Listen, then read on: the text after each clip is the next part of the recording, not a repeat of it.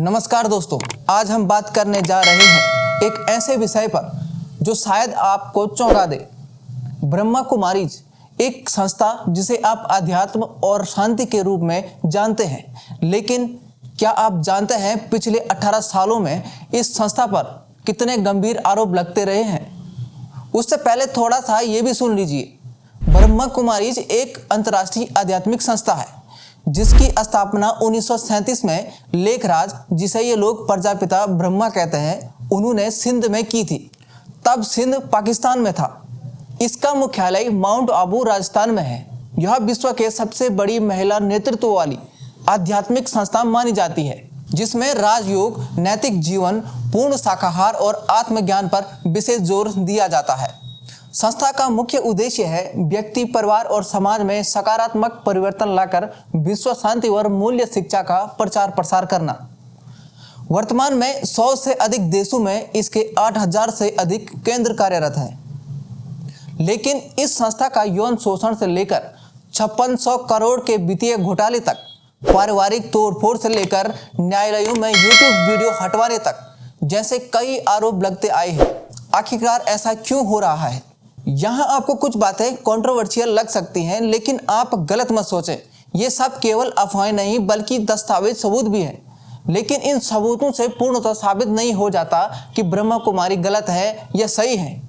यह दस्तावेज ज़्यादातर वेब पोर्टल पर आधारित है, जिसमें सभी सबूत, कोर्ट केसेस, पुलिस रिपोर्ट और पीड़ितों की गवाही है।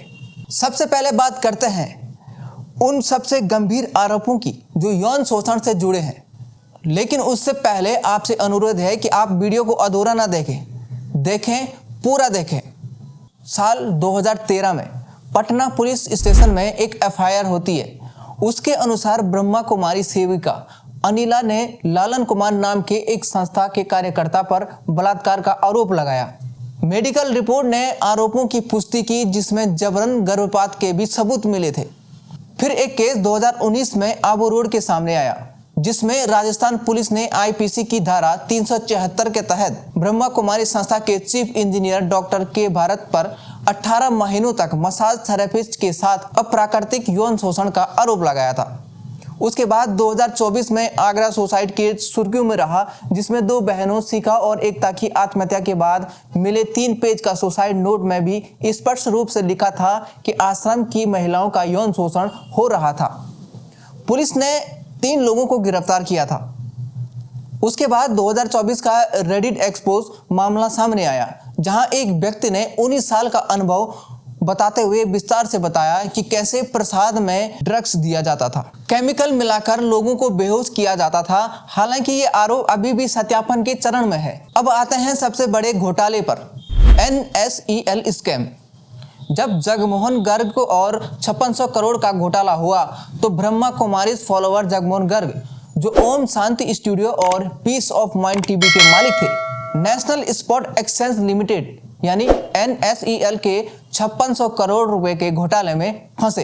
तब ईडी ने उनकी 126 करोड़ रुपए की संपत्ति को जब्त कर लिया था कि गर्ग मोहन इंडिया ग्रुप की शुरुआती देनदारी 950 करोड़ रुपए थी। 60,000 से अधिक छोटे निवेशक इस घोटाले में प्रभावित हुए थे। फिर साल 2015 में डच केस सुर्खियों में रहा। तब नीदरलैंड में एक ब्रह्मा कुमारी लीडर पर 27 यूरो मिलियन की फ्रॉड का केस चला। इतना ही नहीं, जहां बुजुर्गों को टारगेट करके पैसा ठगा गया, ब्रिटेन में भी इन्होंने टैक्स फ्रॉड किया। वहां एक यूके चैरिटीज कमीशन के सामने 18 पाउंड मिलियन की आय छुपाई, जिसमें 3 पाउंड मिलियन कैश भी शामिल था। फिर बीके शिवानी और $250,000 केस ने तूल पकड़ा। जब एक व्यक्ति को 250,000 का फ्रॉड हुआ, तो सिस्टर शिवानी ने कहा, यह आम कर्म है, खुश रहिए। यह दिखाता है कि संस्था पीड़ितों के साथ कैसा व्यवहार करती है। इतना ही नहीं, अब बात करते हैं उस केसेस की जहां ब्रह्मा कुमारीज पर परिवारों को तोड़ने के आरोप लगते हैं। 2023 में कर्नाटक हाई कोर्ट में एक केस आता है, जिसमें एक तकनीकी कर्मचारी ने अपनी पत्नी पर 498A का केस किया, क्योंकि वह सिस्टर शिवानी के वीडियोस देखकर शादी के 28 दिन बाद ही विवाह संबंध से इनकार कर दिया। कोर्ट ने भी तलाक की अनुमति दे दी। फिर 2024 में Punjab Haryana high court case सामने आया, जिसमें एक पत्नी ने ब्रह्मा कुमारी ज्वाइन करने के बाद 75 साल की सास और मानसिक रूप से अस्वस्थ ननद के साथ रहने से इनकार कर दिया। कोर्ट ने पति को तलाक दिया और कहा मानसिक क्रूरता है।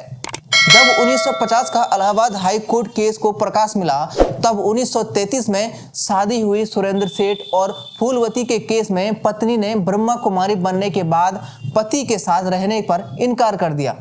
इससे स्पष्ट होता है कि यह समस्या दशकों पुरानी है।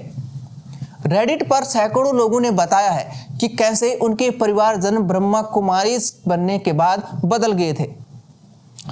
एक व्यक्ति ने लिखा, मेरी मां 15 साल से फॉलोवर है।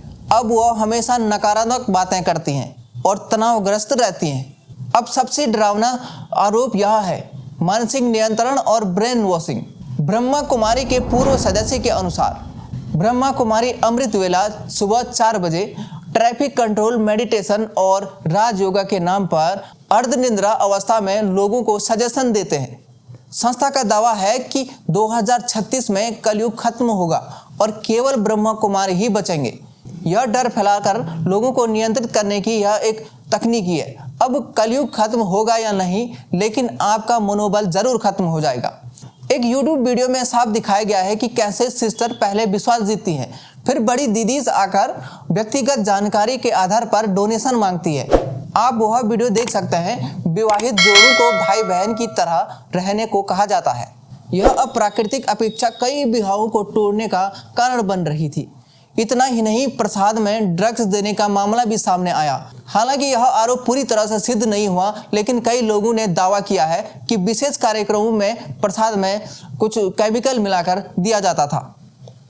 सबसे ज्यादा चिंताजनक बात यह है कि ब्रह्मा कुमारीज आलोचना को दबाने के लिए कानूनी दमन का इस्तेमाल करते हैं।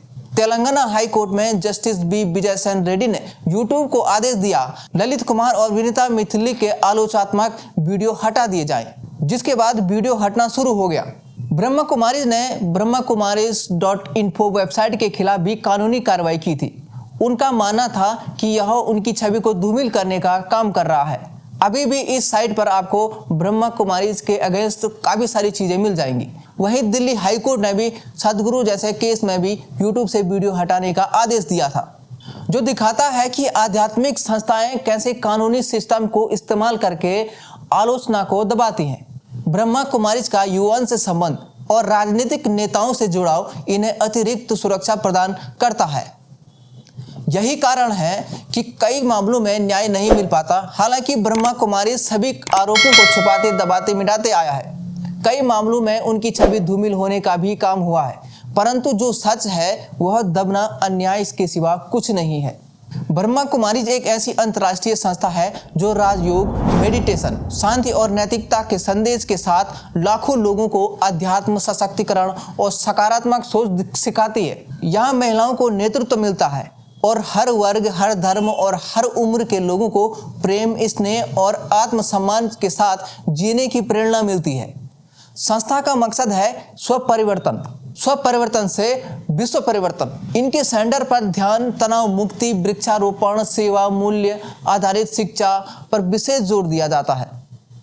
साथियों, यह वीडियो जानकारी के लिए है, न कि किसी को हानि पहुंचाने के लिए है, लेकिन बातें सार्वजनिक है तो उन्हीं का यहाँ जिक्र है।